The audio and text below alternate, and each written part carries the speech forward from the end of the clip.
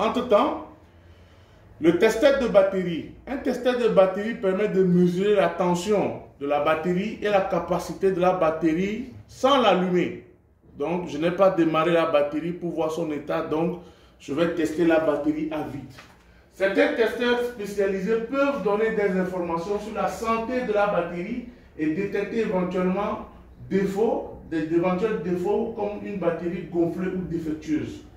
Les utilisations spécifiques, la mesure de la tension de la batterie pour vérifier qu'elle est dans la plage correcte et ensuite le test de la capacité de la santé de la batterie. Donc il faudra vérifier tout ça, vérifier la batterie, vérifier si en entre-temps ce que j'ai appelé le BMS, pardon le BMC, voilà, le BMC dont j'ai dit qu'il se définit par batterie management statut. Voilà, batterie management statut, c'est la petite plaquette qui se trouve à l'intérieur de ma batterie. Le battery statut management qui me permet de gérer la charge et la décharge d'une batterie. La procédure. Pour le test à froid, nous allons utiliser un multimètre numérique et dans ce cas mettre la sonde noire sur les points de test et la sonde rouge sur la masse. Voilà un peu la condition du test à froid. Ensuite, nous allons parler un peu des tests, des points de test. Sur l'image, nous pouvons voir les tests points en rouge sur les pastilles. Donc, les points de test, généralement, nous avons les points de test qui sont les petits cercles avec les dénominations qui y sont. Évidemment, non pas seulement ça, mais nous avons aussi les connecteurs parce que sur un connecteur principal, nous avons l'alimentation et nous avons le signal. Les connecteurs de caméra aussi ont l'alimentation et les points de signal. Sur un connecteur de caméra, la caméra doit être alimentée. La caméra doit recevoir du signal. Donc tout cela doit être vérifié pour que un client qui amène l'appareil qui dit qu'il a une caméra qui ne marche pas, qu'on puisse vérifier si d'abord la caméra est alimentée et en retour est-ce qu'il capte le signal et envoie le signal vers le traitement au niveau du CPU. Nous avons les points de test qui sont là. Nous avons les points de test qui nous permettent de vérifier aussi si est-ce que le signal venant au niveau de l'antenne est normal pour qu'il puisse l'envoyer au circuit réseau pour traitement. Donc tout cela doit être vérifié dans le test à froid. Dans un premier temps, nous allons vérifier la sortie audio. Lorsque par exemple on me dit que je n'ai pas un son, je n'ai pas le haut-parleur, je dois vérifier d'abord si est-ce qu'au niveau de mon point de test en sortie, ça marche. Ici, je suis en train de voir un PCB subcard, c'est-à-dire un connecteur de charge, parce que c'est en bas que se trouve la sonnerie principale du haut-parleur du kit main libre. Donc j'ai un PCB, un subboard. Et sur le subboard, c'est en cet endroit que nous connectons. Je pense que nous l'avons vu dans les derniers cours qui est passé. Nous avons les ports de connexion de notre haut-parleur. Donc nous avons les points de contact. Et ça, c'est le haut-parleur, ou c'est le écouteur principal pour la sonnerie, le kit main libre. Donc nous avons les points où nous allons vérifier. En regardant mon schéma, ce point-là, kit-là, passe par ici pour pouvoir venir à notre quoi? À notre sortie vers le port qui ira vers le main. Ensuite, on a le deuxième aussi qui vient là et qui disparaît aussi de l'autre côté. Donc ces deux points, je dois pouvoir les tester pour vérifier si est-ce que ces deux points, il y a l'une des lignes qui est positive et c'est la ligne de out. Donc il faudra vérifier sur la ligne positive. C'est vrai que nous avons une bobine. C'est vrai que nous avons une bobine et c'est sur la bobine que normalement le truc se fait dans la sortie se fait ici. Donc il y a une bobine et un aimant couvert d'une voile en plastique. C'est lui qui vibre. La bobine vibre en reproduisant le son qu'il reçoit. Donc c'est normal que lorsque vous avez un haut-parleur, on vous met généralement le rouge et le noir. Mais en réalité, peut-être ça ne se respecte pas parce que c'est une bobine. La bobine, normalement, un pôle nord et un pôle sud. Et qu'est-ce qu'on nous dit? Lors du test à froid, la valeur que nous allons retrouver au niveau des points des tests de notre loudspeaker, nous allons trouver une valeur comprise entre 300 et 600. Donc, si vous testez un point à noter, d'accord, si vous voulez noter, prendre note, pour le test à froid au niveau du connecteur de la sortie loudspeaker, Le loudspeaker, c'est le haut-parleur, c'est la main libre. Pour tester le test à froid, pour faire le test à froid, ou bien vous mettez le test à froid, point. Connecteur haut-parleur. Connecteur haut-parleur. Test à froid, connecteur haut-parleur. Test à froid, connecteur haut-parleur. Test à froid, connecteur haut-parleur. Test à froid, connecteur haut-parleur. Test à froid, connecteur haut-parleur. Valeur comprise entre 300 à 600. C'est tout. Test haut-parleur. Valeur comprise entre 300 à 600. Test haut-parleur. Test à froid. 2 points à la ligne. Test haut-parleur, c'est-à-dire le kit main libre. Kit main libre.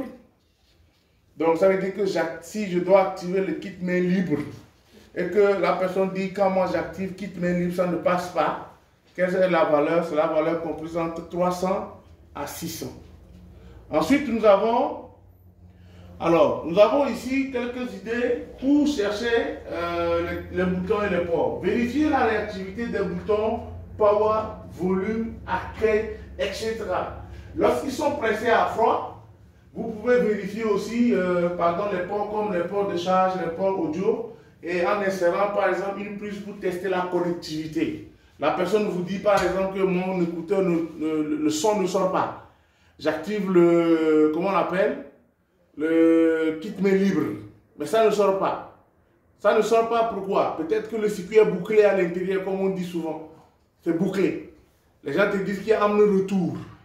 Il y a ceci, il y a cela. Donc, pour moi, en tant que réparateur, il faut que j'aille chercher, par exemple, sur ce cas, ici. Nous avons ici le cas sur un vibreur ou bien un moteur. Nous avons le cas sur un vibreur ou un moteur. Je l'ai dit la dernière fois, que pour moi, aujourd'hui, les moteurs ne tombent pas vraiment en panne.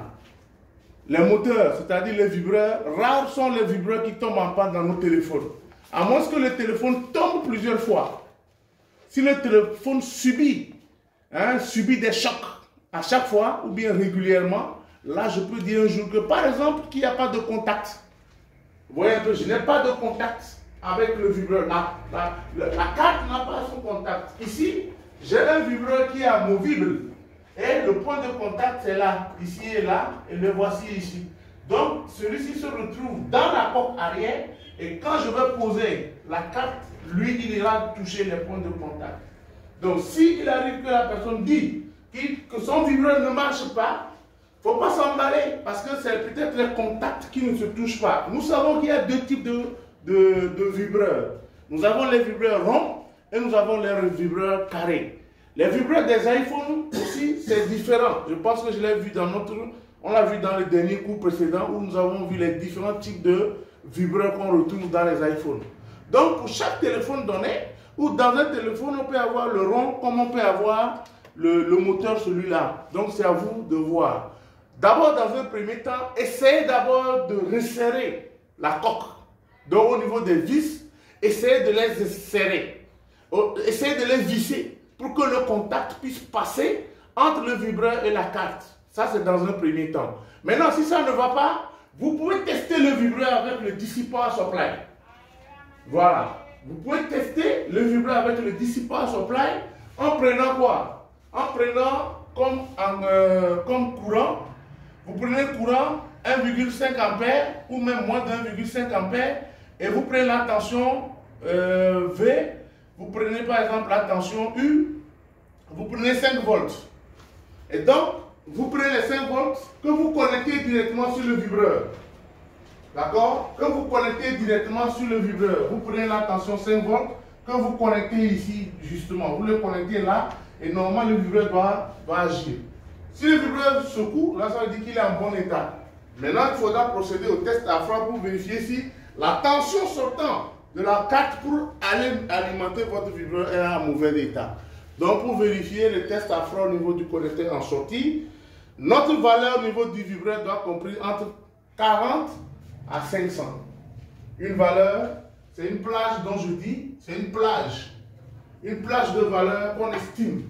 Donc, la valeur doit être comprise entre 40 à 500. Donc si je prends le test à froid, je dois mettre la sonde noire sur la sonde rouge sur la masse et la sonde noire sur le point de contact, soit le plus et le moins. Je dois avoir une valeur qui flotte entre 40 et 500. Ensuite, nous allons maintenant sur le micro. Ici, nous avons un micro analogique. Ici, nous avons un micro analogique. Ici, nous avons un micro analogique. Et par contre, nous avons un micro numérique qui est visible ici. Nous avons un micro numérique et là, nous avons un micro analogique. Dans les deux cas, il faudra vérifier surtout au niveau du micro pour voir si vous avez la valeur en out. Parce que nous savons que nous avons vu les micros, les différents types de micros. Nous avions dit que nous avons quoi? Nous avons le VDD. Nous avons ensuite quoi? Nous avons le output signal, c'est-à-dire le data. Et ensuite, nous avons le GND. Donc ici, le test à froid va se faire sur le VDD. C'est-à-dire là où nous devons brancher les 5 volts. Donc la tension ou bien la valeur en test à froid au niveau du micro doit être entre 700 à 900. Donc la valeur pour tester un micro va se situer entre 700 à 900. D'accord? La valeur doit se situer entre 700 à 900. Donc sur mon multimètre, en mode continuité, test de continuité, nous ne respectons pas la condition test de continuité, c'est-à-dire moins ou moins, plus ou plus. Ici, nous avons une condition. Et c'est cette condition qui nous donnera cette valeur. Si la valeur aussi est en bas de 700, il faudra savoir que vous avez un autre souci ailleurs et qu'il faudra peut-être chercher un court-circuit ou bien autre chose. Il y a une autre valeur qui vient flotter dedans. OK? Ensuite, après cela, je prends le test à froid du connecteur de charge. Sur le connecteur de charge, nous savons que nous avons 5 pins. Sur le connecteur de charge, nous avons 5 pins. Sur le connecteur de charge, nous avons 5 pins. C'est ça, non? Sur le connecteur de charge, nous avons 5 pins. Ici, là où ça m'intéresse, c'est la première broche, c'est-à-dire là où le 5 volts doit sortir. Sur le connecteur de charge, c'est la sortie 5 volts. C'est-à-dire que quand je prends mon connecteur de charge,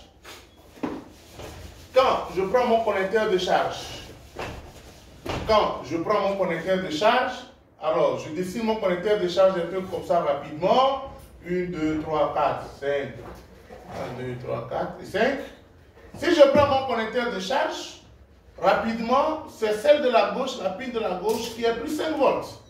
Le dernier, c'est le GND. Alors les deux milieux, c'est D plus D minus. Et maintenant, le reste, l'autre, c'est du no connect. Normalement, sur la broche plus 5 volts, normalement, je dois avoir une valeur qui doit être normalement comprise entre 60 et 70. Mais généralement, lorsque nous prenons le connecteur de charge, qu'est-ce qui arrive? C'est que c'est le connecteur qui prend les 5 volts et l'envoie. Généralement, ce sont les connecteurs qui se gâtent. La plupart du temps, la ligne ne se coupe pas. La plupart du temps, la ligne ne se coupe pas, mais c'est le connecteur qui se gâte. Parce que le connecteur à l'intérieur a sa pile principale qui est la pile de gauche, qui est soit cassée, soit qui a un quoi? Qui a de la rouille, de la moisie. Et donc le chargeur ne touche pas cette pile-là pour sortir les 5 volts. Donc généralement c'est un peu ça. Sinon, en test à froid, c'est que nous voulons vérifier si, voilà, je peux voir ici, si la ligne qui se trouve ici, à gauche, la toute première, qui est le 5 volts, va venir directement sur le connecteur de charge. C'est-à-dire que c'est elle qui est quelque part ici. Donc les 3 premiers qui sont là, normalement, ça doit être le connecteur de charge. Un instant, je vois là, c'est de l'aide, ça c'est l'arrière. Parce que tout ce qui vient là sont d'ici. Donc normalement, celui qui est ici doit disparaître de derrière et pouvoir disparaître ici. Donc il faudra faire attention pour vérifier cela. Si nous n'avons pas cette tension, nous n'avons pas cette valeur, ça veut dire que notre connecteur, la ligne sur laquelle le 5 volts doit passer pour arriver au connecteur principal et l'amener sur le main n'est pas bonne. Donc il faut changer le connecteur, la plaquette carrément. Le test à froid me permet de vérifier si au niveau du connecteur jusqu'au connecteur, le connecteur de charge jusqu'au connecteur de... Là, c'est le connecteur de charge qui est là. Et là, voici le port sur lequel nous plaçons notre nappe. Donc, c'est d'ici que la tension quittera pour aller sur le main en haut. Donc, l'objectif, c'est de vérifier si à ce niveau, jusqu'à ce niveau, ce port-là, est-ce que cette ligne-là marche? Puisqu'on ne la voit pas. Vous voyez un peu. Donc, le test à froid, c'est ça. C'est pour vérifier si cette ligne-là est bonne et qu'elle peut conduire la tension jusqu'à la sortie. Nous avons ici, tout à l'heure, j'ai parlé des connecteurs d'écoute. Et on a dit pourquoi pas mettre l'écouteur pour vérifier. Sur un écouteur, on a normalement deux types de systèmes audio. On a deux types de systèmes audio. Nous avons le système audio qui est mono. D'accord? On a le système audio qui est mono et nous avons le système qui est stéréo. Et généralement, nos sorties d'écouteurs, il faut vérifier la prise jack. Là, j'ai la prise jack. La prise jack, c'est la prise qui vient de l'écouteur et nous avons la fiche jack qui est là. Nous avons la prise et nous avons la fiche. Nous avons la prise et nous avons la fiche. Ça, c'est la prise et là, c'est la fiche. Donc, sur la tête de fiche, je dois pouvoir voir. Dès que je vois, par exemple, 1, 2, 3, 4 séparations, je suis avec un écouteur stéréo. Mais si j'ai une seulement, ou bien ça, deux seulement, j'ai une prise mono. D'accord? Donc, nous avons deux pistes, la piste L et la piste R. Donc, c'est pour vérifier au niveau de ma prise audio, si est-ce que le son quittant le circuit audio, je reprends, c'est pour vérifier si le circuit audio est en liaison avec celui-là. En quittant la carte mère principale, est-ce que le son va arriver ici jusqu'à sortir? Ça, c'est un premier cas. Le deuxième cas, on peut se retrouver avec des PCB qui ont directement la prise audio sur leur carte. La plupart que nous avons actuellement. Voilà. Nous avons les cartes mères, les PCB sur lesquelles les prises sont directement montées. Ça. Nous avons des prises où c'est directement sur le main. Les voici. Là. Les voici là. Donc, c'est pas vraiment forcé de voir, par exemple, le voici qui est là. Donc, ce n'est pas directement lié. Ce n'est pas sur le PCB stand. Vous avez ça aussi, par exemple. Ces téléphones comme ça, qui ont les prises qui sont directement sur ça. Donc, il y a ça aussi. Donc, lorsque nous avons notre prise jack qui est directement connectée sur le main principal, il faudra procéder aussi au test à froid pour vérifier si le circuit quitte l'audio, le circuit audio jusqu'à la sortie. Donc, si nous avons notre prise jack ici, la différence c'est que nous avons un subboard. Ça, c'est un subboard. Mais il y a des cas où ce n'est plus le subboard qui prend la fiche jack, c'est la main qui prend la fiche jack. Et la main est normalement directement reliée avec qui? Avec le circuit audio. L'objectif, c'est de vérifier en test à froid si le son quitte le circuit audio pour venir directement sur la prise jack. Donc la valeur doit être comprise entre 500 à 700. C'est des valeurs à vérifier. Ensuite, nous avons le connecteur de batterie. Nous avons le connecteur de batterie sur la carte mère principale. Nous avons le connecteur de batterie. Ici, là où nous devons vérifier, c'est sur le plus, sur notre connecteur. Donc, j'ai mon connecteur qui est comme ceci, d'accord, qui est là. Et sur le connecteur, j'ai le plus, qui est la même chose en bas. J'ai le moins, qui est la même chose en bas. Au milieu, et puis une deuxième, nous aurons quoi? Nous aurons plus ici et moins. Le test à froid va se faire sur le plus, le connecteur plus, à ce niveau. Parce que j'aurai l'ID ici, et ici j'aurai le B-temp, ou bien le TH. Donc ce n'est pas ça qui nous concerne, c'est le plus qui nous concerne. Donc je ferai mon test directement sur le plus de mon connecteur. Donc la valeur doit être comprise entre 400 à 500. La valeur sur le test de continuité. Ensuite, je vais prendre maintenant le test de statut, le test sur le connecteur sensor. Sur le sensor. Tout à l'heure, en fait, ça c'est sur le BTEMP. Hein. En haut, c'est le BTEMP. Hein, j'ai deux images là-bas. Je ne sais pas si vous regardez bien. J'ai deux images. J'ai d'abord dans un premier temps l'image en haut où j'ai la batterie sensor BTEMP qui doit être approximativement 800. Je ne sais pas si vous voyez. Là, j'ai trois images. L'image d'en haut ici, cette image, c'est l'image de la BTEMP.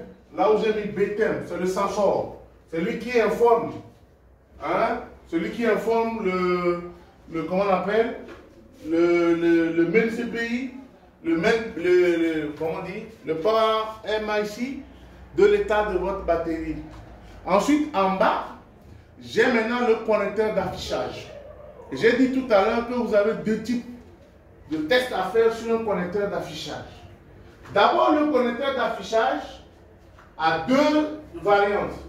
Nous avons l'alimentation de l'écran et nous avons le signal de l'écran. Sur un connecteur, sur un écran, j'ai deux tests à faire. D'abord, est-ce que l'écran est alimenté? C'est la lumière que vous voyez sur l'écran.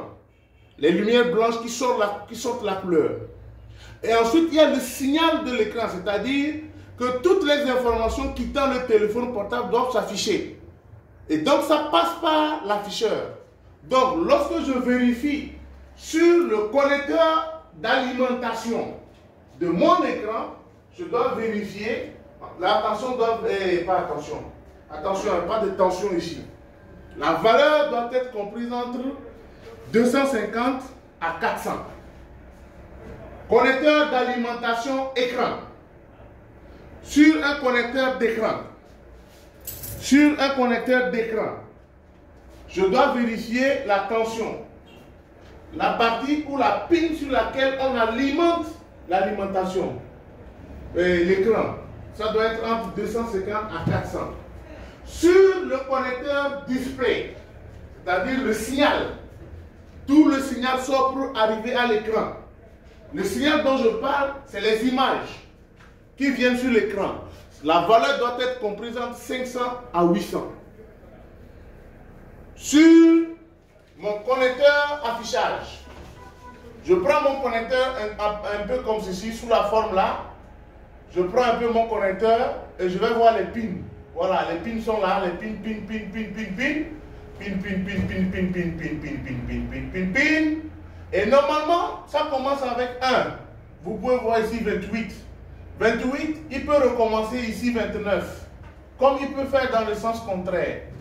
Donc on me dit sur la pin 1, 1, 2, 3, ici, on me parle de supply. On me parle de l'alimentation de l'écran.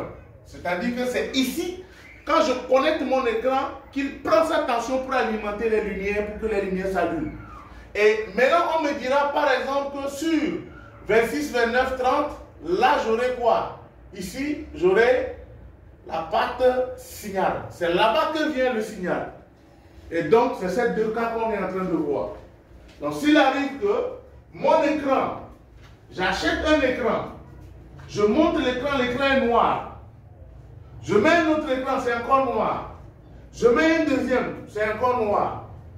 Mais je vérifie le circuit IC, tout est correct. Les tensions sont correctes au niveau de la partie IC de mon PCB. Mais l'écran ne sort pas la tension qui doit alimenter. Cette tension, normalement, elle est combien? Cette tension au niveau de l'alimentation doit être entre combien? Entre 17 volts à combien? À 35 volts. Ça, le circuit lumière. Je crois qu'on l'avait déjà vu. La tension sortant du circuit lumière sur le PCB vers la nappe varie entre 17 volts à 35 volts. C'est le circuit IC qui l'a produit. C'est là-bas que nous connectons notre écran pour que la lumière puisse venir sur l'écran et nous allons voir nos couleurs, nos images. Si l'écran n'est pas alimenté par cette tension, on ne verra absolument rien. L'écran sera noir. On parlera de backlight. Lumière est black. Maintenant, si nous vérifions, on voit que l'écran affiche blanc. C'est-à-dire que c'est allumé. Mon écran est blanc. L'écran est blanc. L'écran est blanc. Ah, il faut aller vérifier maintenant si est-ce que la carte mère produit l'image qui va venir maintenant en sortie d'ici. Parce que la sortie doit venir ici pour le remettre à l'écran pour que l'écran affiche. Donc, ça veut dire qu'entre-temps, dans mon PCB, dans la partie alimentation, le circuit graphique a un problème. Parce que sur la carte, on a le circuit graphique et on a le circuit lumière. Sur mon PCB, j'ai un circuit lumière et j'ai un circuit graphique. Et dans ce cas, ma réaction, mon intervention va se baser seulement que sur le circuit graphique. Donc c'est comme ça que ça se passe. Dans mon PCB, j'ai des circuits et dans la partie alimentation, nous avons le circuit lumière et nous avons le circuit light et le circuit graphique. Si je n'ai pas de lumière sur mon écran, ça veut dire que mon circuit lumière a un défaut. Ça va produire ce que j'appelle le black light. Mais si la lumière vient, l'écran est blanc, mais on ne voit absolument rien. Là, ça veut dire que mon circuit graphique a un problème. Et donc, dans la partie alimentation, puisque nous avions dit que les circuits intégrés se retrouvent par référence, il faut que je cherche le circuit graphique pour réparer. Soit faire un reflow, soit faire un reballing, et ensuite maintenant passer ou carrément faire un remplacement de circuit light ou lumière, et le problème est résolu. Donc, si je dois vérifier sur mon connecteur d'écran, sur le connecteur d'écran, j'ai deux choses. J'ai la ligne light et j'ai la ligne graphique. Dans les deux cas, il faut que j'aille sur le connecteur pour faire les tests pour vérifier. Et les valeurs au niveau des deux. À gauche, c'est le display. À gauche, pardon, c'est l'alimentation. Et à droite, c'est le circuit. Je leur ai dit aujourd'hui, votre schéma Bornéo vous donne tout cela avec plus de détails. Je vais maintenant sur les connecteurs de caméra. Sur les connecteurs de caméra, j'ai deux. Sur les connecteurs de caméra, j'ai deux. J'ai deux caméras généralement. J'ai le rear et j'ai celui qui est le front of camera, le front. Avant et arrière. Caméra avant et arrière. Caméra avant et arrière. Donc j'ai deux caméras, avant et arrière. Donc sur les deux connecteurs, sur les deux, il faudra que je vérifie les sorties, alimentation et signal également. Parce qu'une caméra est un module et il est alimenté par 5 volts. Une caméra, un appareil photo, est alimenté en 5 volts. Donc, sur les deux cas, je vais aussi chercher, comme j'ai fait l'écran, sur n'importe quel connecteur, que ce soit un connecteur NAP, c'est-à-dire un flash card, comme c'est le cas ici, par exemple, au niveau de l'autre ici, VBoss, et puis tout ça là, de la même manière, j'en ai aussi sur les autres connecteurs. Ici, on aura une partie pour l'alimentation et la deuxième partie pour le signal. Une caméra prend une information et le renvoie par le connecteur qui va vers le circuit de traitement d'image. Une caméra prend une vidéo tout en étant alimenté. Il doit être alimenté par 3,3 volts ou 5 volts.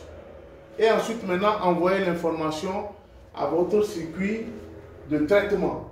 Et c'est en cela que moi, en tant que technicien, je dois faire les vérifications pour voir si est-ce que les lignes qui amènent toutes ces informations, ces lignes-là sont bonnes. C'est ce que je vais appeler le test à froid. Sans cela, je ne peux pas savoir si la ligne est bonne ou pas. Est-ce que je dois faire comment on dit, une réparation, changer ou ne pas changer.